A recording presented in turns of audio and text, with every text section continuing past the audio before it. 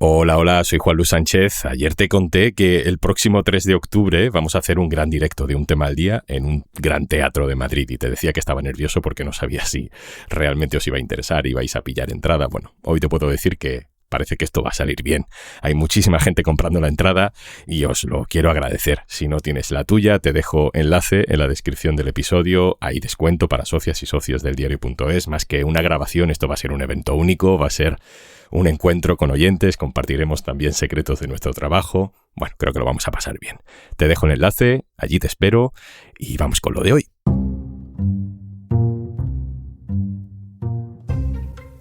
Sus antepasados se fueron de España por el hambre, por el miedo, por la guerra. Sufrieron el exilio y tuvieron que empezar de cero. Esos hijos, esos nietos, son el arma arrojadiza de la España de hoy.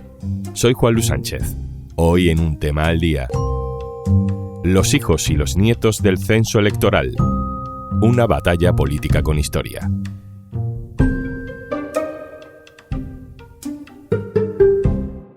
Una cosa antes de empezar. ¿Te has preguntado alguna vez qué hace tu banco con tu dinero mientras no lo usas? Para Triodos Bank, la respuesta importa. Te contamos más al final del episodio. Septiembre de 1991. Estamos en Cuba. Voy a probar a ver si está caliente o no, nada más.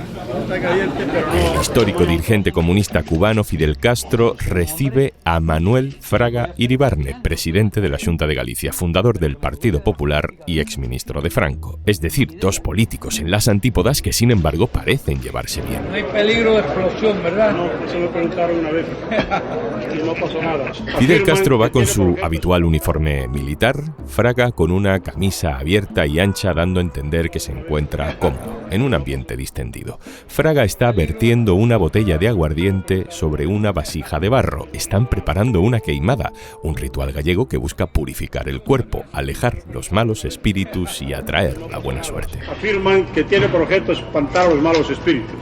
Yo creo que los espíritus son todos buenos y por algo, cuando hablamos de una meiga, pues es la expresión que utilizamos para decir que una mujer es muy bella, decimos que es una mujer meiga.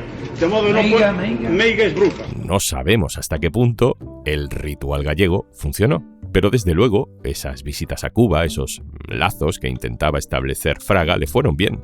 Él sabía de la cantidad de gallegos que habían tenido que emigrar, salir de su casa y buscar suerte en otro continente, también en Cuba.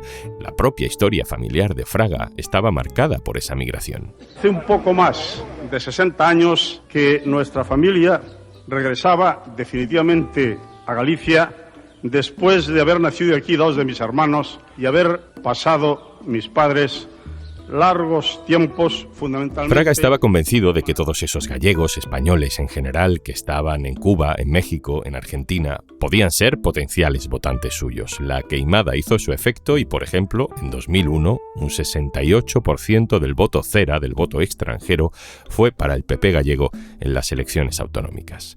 30 años después de todo aquello, el PP de Feijóo, que fue presidente en Galicia sin quejarse de todos esos votantes que había traído Fraga, acusa a Pedro Sánchez de fraude electoral por la Ley de Memoria Democrática, que abre la puerta a que los hijos, los nietos de los exiliados españoles en la dictadura puedan tener la nacionalidad española. La ingeniería electoral, incrementar en 2,5 millones el número de personas con derecho a voto a través de una nacionalización y de un pasaporte español. Esto dice Feijóo ahora, pero hace no tanto decía lo contrario. Este es Feijóo en 2022, cuando llega a la presidencia del PP y no había olvidado del todo lo que para él siempre había sido normal en Galicia. El compromiso que tenemos es muy claro, que es hacer una ley específica para recuperar la nacionalidad los descendientes de español. Precisamente en 2022 es cuando se tramita esa ley de memoria en la que aparece el artículo, el epígrafe, para dar la nacionalidad a nietos de españoles nacidos fuera de España. El PP no hizo ninguna mención, ninguna polémica con este asunto. De hecho, algo muy similar estaba en su programa electoral de 2023. Pero ahora, como todo vale para cuestionar la legitimidad de este gobierno, pues lo que era un gesto de justicia histórica es fraude electoral. Lluís Orriols, hola. Hola, ¿qué tal? ¿Cómo estamos? Lluís Orriols es profesor politólogo de la Universidad Carlos III de Madrid. Hoy, más allá de los decibelios en los que nos movemos para todo últimamente, queremos hablar del censo electoral, de cómo siempre ha sido un campo de batalla política y electoral, y no solo, además, en España. Saludo también a Luis Pardo, compañero del diario.es en Galicia. Hola, Luis. Hola, muy boas. Y Oriol, si te parece, empezamos contigo hablando de lo más básico, ¿no? El censo electoral, decidir quién tiene derecho a voto y quién no, es casi la fuente de polémica política más básica que existe. El censo, yo diría que es la madre del cordero de las batallas electorales que ha habido a lo largo de la historia de la democracia. Por tanto, quién vota siempre ha estado bajo disputa desde los inicios de las democracias liberales y ha generado efectos importantísimos. Primero, por cuestiones de renta y segundo, por cuestiones de si podían votar las mujeres o no. Siempre ha habido intereses políticos detrás de esa ampliación de derechos de quien tiene el derecho al sufragio. Has nombrado ya el sufragio femenino, derecho conquistado tras siglos de resistencia primero, de lucha del movimiento feminista sufragista. ¿Qué otro gran cambio de censos electorales crees tú que ha podido ser determinante en nuestra historia? Bueno, yo, Juanlu, te diría que el cambio más fundamental es la transición del sufragio censitario al sufragio universal. Porque ahí, fíjate, que no solo es que cambia la correlación de fuerzas de los sistemas de partidos que había, es un terremoto electoral que hace cambiar los fundamentos de los sistemas de partidos. De golpe, los partidos socialistas emergen como principales partidos en muchos de los ecosistemas democráticos de nuestro entorno, incluso siendo primeras fuerzas. Es decir, que ahí sí que hay un cambio estructural, hay una entrada de una nueva formación política. Con la llegada del voto femenino, ahí sí que hay intereses políticos en el sentido en que se consideraba que las mujeres podían ser más conservadoras y, por tanto, había una alianza entre una izquierda que podía apoyar el sufragio femenino desde una perspectiva más de corte ideológica, filosófica, y una derecha que podía hacerlo de una forma más pragmática, ¿no? Porque a corto plazo podía beneficiarla. Pero esa extensión femenina, el terremoto electoral que tuvo consecuencias importantes, no fue tanto como el del sufragio universal masculino. Luis, ayúdame a aclarar algún concepto, volviendo al presente, que está siempre en nuestro vocabulario del voto exterior, ¿no? Porque está esto del cera, del voto rogado. Explícanos. Los residentes en el extranjero forman parte de otro grupo que se llama el Grupo Cera. Y este Grupo Cera está repartido a lo largo del mundo y cuando se registra en el censo electoral necesitan registrarse en alguna de las provincias que hay en España, alguna de las circunscripciones. Y ahí es donde entra la maquinaria, digamos, de los consulados para registrar esas personas en alguna de las circunscripciones, pero luego acaban votando en las mismas condiciones. Llega más tarde, ese voto llega más tarde, pero se incluye, digamos, por decirlo de forma fácil, en la urna, ¿no? Acaban teniendo el mismo peso. Son votos que se incluyen en la circunscripción de origen de esas personas, de donde eran ellas cuando se fueron al extranjero, o en el caso de lo que estamos hablando actualmente, de donde fueron sus ancestros, ¿no? Donde fueron sus padres, sus abuelos, ¿no? De donde provienen ellos, tú te registras en esa circunscripción.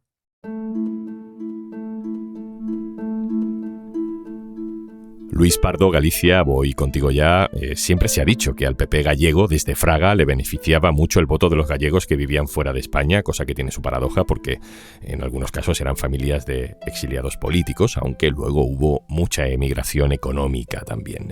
Esto es así, ¿no? Bueno, es así, y tan es así que es lo que vienen demostrando las cuentas hasta ahora. Siempre los resultados prácticamente en todos los procesos electorales han beneficiado al Partido Popular, y el Partido Popular que sabe que tiene una reserva importante de votos, tan importante que en algunos casos, en algunas elecciones muy ajustadas puede llegar a ser decisiva, pues se ha cuidado mucho de cuidar precisamente esa reserva de votos que tiene al otro lado del charco. Imaginamos que si los gallegos mayoritariamente votan históricamente al PP, los gallegos de la emigración que siguen manteniendo esa identidad, ya no es que se agrupen por comunidad, se agrupan casi por ciudades, por gente del mismo barrio, de la misma parroquia que ha emigrado, pues allí mantengan la misma tendencia que tendrían aquí. Además, eso de alguna manera se ha trabajado, ha habido siempre una identificación buscada entre Galicia, entre la Xunta y entre el Partido Popular, y que lleva muchas veces a pensar, o hacer pensar seguramente a quien está fuera, que su conexión con su tierra natal es a través de esa institución, como es la Xunta, y es a través de ese partido, que es el PP.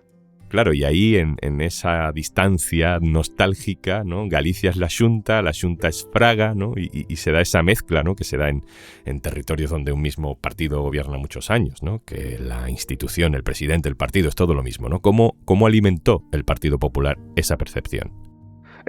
Hubo varios, yo creo que hitos incluso, ¿no? Hay uno durante mucho tiempo que funcionó, que es que la Xunta ayudaba y colaboraba en la gestión de los hospitales. La sanidad en la inmigración, sobre todo para los mayores o para personas con discapacidad, era algo clave, porque muchas veces hablamos de países donde no es fácil acceder a ese tipo de atención. Esa atención se pagaba, se fomentaba desde la Xunta de Galicia, que tenía sus propias partidas para eso. Tú no sabes si te paga Fraga como presidente, si es la institución o si es el Fraga candidato que va a volver por allí dentro de poco a pedirte que le votes, el que está haciendo posible que tú tengas esa atención, ¿no? Sucedió, por ejemplo, con el gran hospital del Centro Gallego de Buenos Aires, en la que la Xunta estuvo presente hasta el año 2011. Por cierto, es Feijóo el que lo deja, que fue después vendido a un grupo privado y que hoy es de Rivera Salud. Esa fue una de las formas. La otra, bueno, hay testimonios del pago directo por el voto. Existe un testimonio de un músico gallego que cuando presentaba, hijo de la emigración gallega en Argentina, que presentando su disco y hablando de cómo el PP iba a hacer campaña por aquel entonces con cientos y cientos de kilos de pulpo, gaiteros y muchísima fiesta, se le daba 50 euros a cada uno de los que estaban y decía, y claro, todos íbamos a votar por Fraga, ¿no? Es un testimonio, como aquellos otros testimonios que hablan de todos aquellos fallecidos que seguían votando, la dificultad para suplantar esa identidad, y a veces llegaba con que hubiese una estructura muy colaborativa o que hubiese algunas personas con no demasiados escrúpulos dispuestas a arrimarse a algún sitio para facilitar que un montón de personas, vivas o no vivas, acabasen decantando su voto en un sentido o en otro. ¿Cómo es esto? ¿Que votaba gente que había fallecido? Bueno, eso se intentó solucionar con lo que se llamó el voto rogado en el año 2011, es decir, que cada persona que quisiese votar tenía que solicitar previamente ese derecho a voto y acreditar que podía hacerlo. Duró 11 años, del 2011 al 2022, y durante esa década bajó a niveles mínimos, pero de mínimos de 1, de 2% de participación en el voto, porque es cierto que para muchas personas en la diáspora pues es difícil realizar ese trámite. Pero sí, era lo que pasaba, los controles eran mínimos. Es curioso porque, por ejemplo, en 2008, cuando Feijóo quería ser presidente de la Xunta de Galicia, se reunió con el ministro de Interior de Argentina y salió de aquel encuentro diciendo: le pido que vele por la garantía de este proceso. Pero es que realmente se pedían muy pocas garantías. Una persona podía llevar a votar un número indeterminado de papeletas diciendo que eran de todas esas personas. La forma de comprobarlo era muy básica y ni siquiera se comprobaba si la persona que había emitido aquel supuesto voto estaba viva. Nadie se fiaba de la limpieza de aquel voto. Aquello no acabó bien porque acabó reduciendo a mínimos la participación de los votantes. Por ejemplo, en 2005, cuando Fraga pierde las elecciones, votan 100.000 gallegos de la diáspora. En las últimas elecciones, ya sin voto rogado, han votado unos 20.000, pero es que en las últimas con voto rogado fueron apenas 5.000. Luis Feijóo heredó este sistema, ¿no? Y desde Galicia siempre lo defendió. Feijóo, si fue nombrado presidente de la Xunta en marzo, por primera vez, en mayo ya estaba en el Cono Sur haciendo campaña o dándose a conocer, ¿no? El primer viaje al que hay crónicas es de mayo de 2006 y lo acompaña el presidente de la Diputación de Pontevedra, hoy presidente de la Federación Española de Fútbol, Rafael Louzán. Tú piensas, no tarda un mes o ni 2 meses en recorrer 8.000 kilómetros, subirse a un avión, ir a pasarse unos días de gira por el Cono Sur para conocer aquella realidad, para tomar contacto con aquella realidad. Uno de los primeros objetivos de Feijóo era evitar que se rompiesen esos lazos. Llegó en ese caso a Uruguay pidiendo la nacionalidad para los nietos de los emigrantes. Decía cosas como: ¿por qué tiene derecho un inmigrante a la nacionalidad y no la tiene el nieto de un emigrante? Pidiendo el voto en urna que había prometido en la campaña electoral que lo lleva por primera vez a la Xunta, y que fue además una de las primeras prioridades que le reclamó a Zapatero en su primer encuentro institucional. Así que sí, él siempre tuvo claro la importancia que tiene no solo la emigración, sino también el botín electoral que supone esa emigración. Luis Orriols, vuelvo contigo para terminar, volviendo de nuevo al punto actual, ¿no? A las últimas declaraciones en torno a esta nacionalización de los nietos de represaliados republicanos, también con la regularización de inmigrantes que que no da derecho a votar en unas elecciones generales, por cierto, aunque en unas municipales, por ejemplo, sí. ¿Tú crees que son proporcionadas las críticas que pueden ver en esto un uso fraudulento del censo electoral, más allá de que siempre hay una táctica política en cualquier decisión de este tipo? A ver, yo en el caso concreto que estábamos hablando de nacionalizar por la ley de memoria, creo que ahí hay muy poco contenido de estrategia de uso del censo para beneficio político, porque es extremadamente complicado pronosticar cuáles son las derivadas de que se incluya 500.000 de cera que van a votar de ese 500.000 un 10%, es decir, estamos hablando de 50.000 votos que se van a repartir a lo largo y ancho de las 50 provincias y por tanto estamos hablando de apenas pocos 200 o 200 y pico de media, votos por circunscripción. Estamos hablando de la nada, ¿no? Por tanto, yo ahí no veo intencionalidad política. Hoy en día la intencionalidad política no es tanto en alterar al censo como en alterar, por ejemplo, las fronteras de las circunscripciones. En España, UCD las congeló en la Constitución, pues la circunscripción en España es la provincia y eso no se toca. No puede haber manipulación política, pero en otros países, por ejemplo, el caso más claro en Estados Unidos, se alteran las fronteras de las circunscripciones en beneficio, es decir, excluyendo algunos grupos de una circunscripción para maximizar que esa circunscripción la puedas ganar, ¿no? Ahí sí que es una alteración, una manipulación, ¿no? Deliberada de la ley electoral, ¿no? Para beneficio, pero en este caso concreto no creo que el Partido Popular esté preocupado por un pucherazo o por una ingeniería electoral, porque son muy pocos votos, tiene el gobierno muy poco margen de maniobra. Es más una forma, una estrategia para acusar a Pedro Sánchez y a su gobierno de un gobierno liberal, que respeta poco la democracia, que eventualmente podría alterar los resultados electorales, como una forma de ponerse la venda antes la herida, pero no creo que sea por genuinamente una preocupación por perder unos votos que vienen del exterior. Lluís Orriols, politólogo, profesor de la Universidad Carlos III, gracias. Un placer, Juanlu, como siempre. Luis Pardo, compañero del diario.es en Galicia, gracias a ti también, un abrazo. Otro abrazo grande. Y antes de marcharnos... Decidir dónde pones tu dinero también es decidir qué mundo quieres construir. ¿Dónde duermen tus ahorros? En Triodos Bank creemos que el dinero tiene un poder transformador. Aplicamos estrictos criterios de exclusión y, por ejemplo, no financiamos directamente la industria armamentística, ni casas de apuestas, ni combustibles fósiles. Y solo financiamos proyectos sociales, culturales y medioambientales. Tu ahorro impulsa proyectos de la economía real. Porque el dinero también puede hacer el bien. Únete al lado bueno. Únete a Triodos Bank. Más información en triodos.es. Esto es Un Tema al Día, el podcast del diario.es. Si te gusta lo que hacemos, necesitamos tu apoyo. Hazte socio, hazte socia en eldiario.es/un socio al día. Este podcast lo producen Carmen Ibáñez, Marcos García Santonja, Lucía Martín e Izaskun Pérez. El montaje es de Pedro Nogales. Yo soy Juanlu Sánchez. Mañana, otro tema.